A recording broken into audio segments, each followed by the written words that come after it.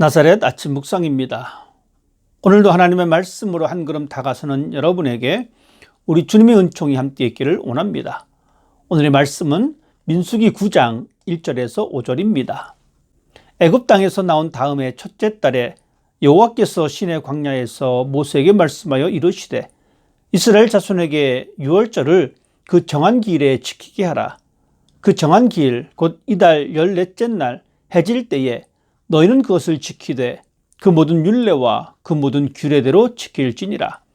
모세가 이스라엘 자손에게 명령하여 유월절을 지키라 하매 그들이 첫째 달 14째 날 해질 때에 시내 광야에서 유월절을 지켰으되 이스라엘 자손이 여호와께서 모세에게 명령하신 것을 다 따라 행하였더라.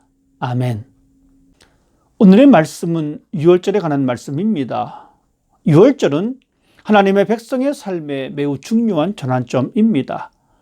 애굽을 향한 하나님의 마지막 심판인 장자의 죽음을 앞두고 죽음마저도 다스리시는 하나님의 능력과 그의 백성들에게 참된 자유를 선물로 주시는 하나님의 은혜가 이 땅에 선포되는 아름다운 날입니다.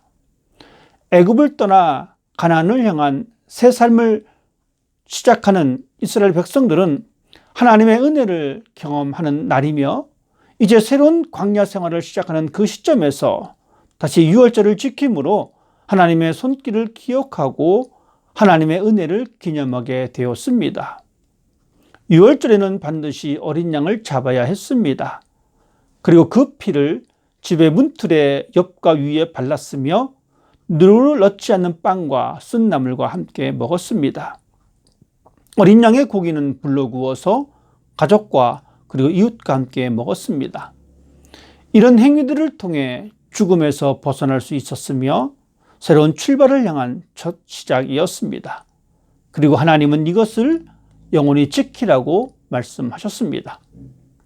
유월절의 어린 양은 이스라엘 백성들을 대신하여 죽임을 당했습니다. 어린 양의 피를 보고 하나님은 그 집을 건너가시고 죽음의 공포에서 벗어날 수 있었습니다. 속박의 시간을 끝내고 자유를 찾아 광야를 거쳐 가나안으로 갈 수 있는 새로운 기회를 주신 것입니다. 예수님은 우리에게 유월절 양이십니다. 우리 죄를 대신하여 피를 흘리시고 대속하신 어린 양입니다. 이런 예수님을 가리켜 요한은 이렇게 증거했습니다.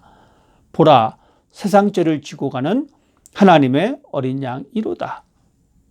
이런 표현대로 예수님은 유월절 어린 양이 되어 우리의 죄를 대신 짊어지고 십자가에 달려 죽으셨습니다.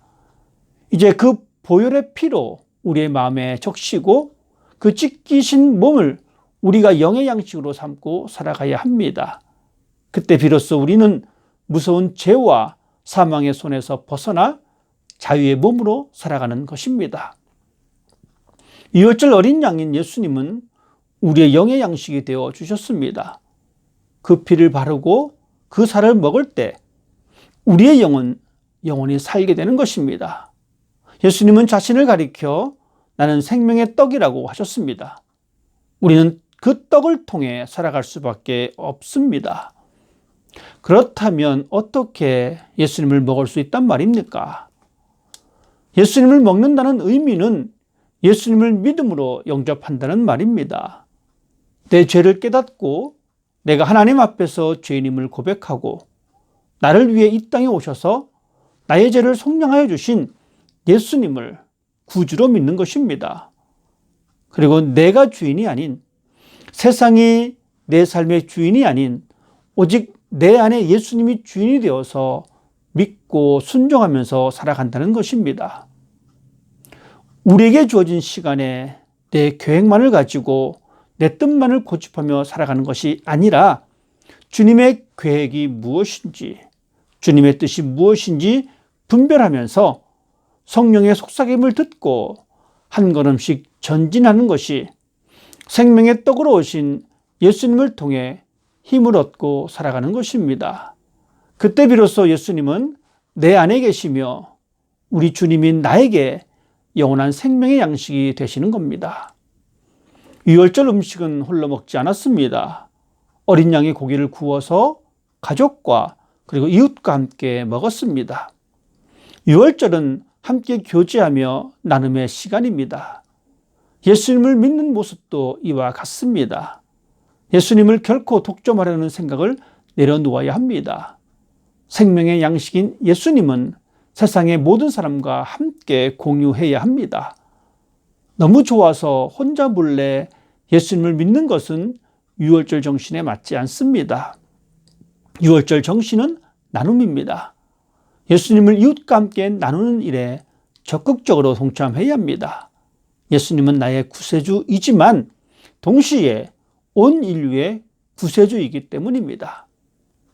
유월절을 기념하고 지킨다는 것은 하나님의 은혜를 기억하고 예배하는 삶을 살아가라는 하나님의 선하신 뜻입니다.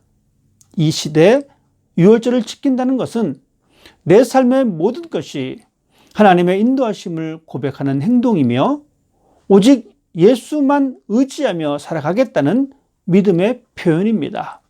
그것은 바로 하나님 앞에 나와 예배하는 삶이며 그 시간을 통해 하나님의 은혜를 기억하며 감사하는 시간입니다. 하나님은 우리들에게 교회 공동체를 주셨고 그 공동체를 통해 하나님을 예배하는 것입니다. 하나님은 동일하게 이런 유월절 정신을 갖고 살라고 우리들에게 말씀하고 있습니다. 애굽에서 지켰던 유월절은 가나안 땅에 들어갈 때까지 연기한 것이 아니었습니다. 매년 정한 시기에 따라 지켜야 할 절기였습니다. 그래서 애굽 땅에서 나온 다음에 시내 광야에서 유월절을 지킬 것을 말씀하셨고 이스라엘 백성들은 순종하여 유월절을 지켰습니다. 광야는 유월절을 지키기에 적합하지 않은 지역일지도 모릅니다. 그럼에도 불구하고 하나님께서 유월절을 지키라고 하신 것은 어떠한 환경에서도 하나님을 기억하고 예배하는 삶을 쉬지 말라는 뜻으로 받아들여야 합니다. 살다 보면 여러 가지 시련과 고난이 우리 앞에 놓일 때가 많이 있습니다.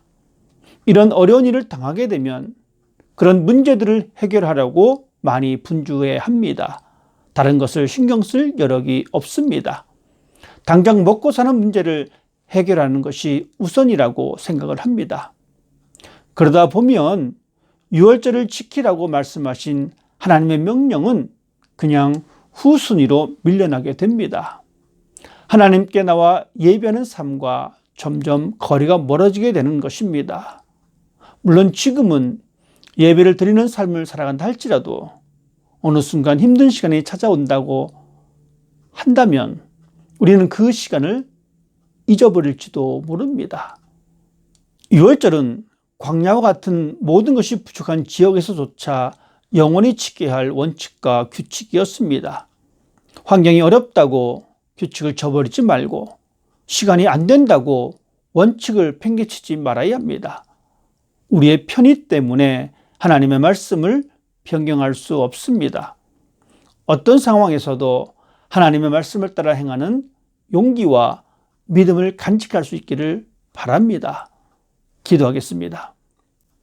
죽음 앞에 있는 자들을 위해 어린 양의 희생으로 생명의 길을 열어주신 하나님 감사드립니다. 어린 양의 피가 자유의 길을 걷게 하였듯이 예수 그리스도를 보내주셔서 생명의 길로 걸어갈 수 있도록 은혜를 주심에 감사드립니다.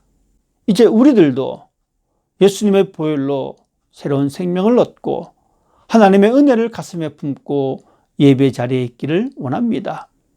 하나님의 말씀에 순종하여 광야에서도 유월절을 지키며 가나안을 향하여 걸어갔던 것처럼 이제 우리가 그 말씀을 의지하여 예배 자리를 지키며 세상을 향하여 한 걸음씩 나아가고자 합니다. 오직 내려주신 은혜만 기억하며 예배 자리를 벗어나지 않는 삶이 되게 하시고 하늘의 양식으로 힘을 얻어 넉넉히 감당할 수 있도록 역사하여 주시옵소서. 오늘 하루도 예수로 인해 기뻐하며 감사하는 날을 경험하길 원하며 우리 주님 예수님의 이름으로 기도드립니다. 아멘.